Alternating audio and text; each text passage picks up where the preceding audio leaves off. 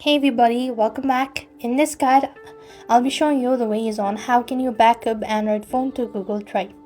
To back up your Android phone to Google Drive, you could enable device backup through your Google account settings. Now this backs up your device's data, including app settings and more as well. You could also manually back up specific files or folder using Google app itself. Now to enable the device's backup through Google account, you want to open up your phone settings. And next you want to tap on Google and then all services. So here you simply want to go ahead and look for, and next thing you want to go to all services, after which you want to make sure to go ahead and scroll down right to the bottom, and here you have backup and store. You want to go to backup, you want to make sure that backup is toggled on, and make sure to select Google Drive as your backup thing.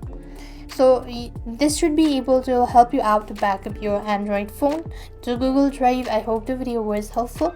Make sure to like, share and subscribe to our channel. Thank you for watching. See you in the next video.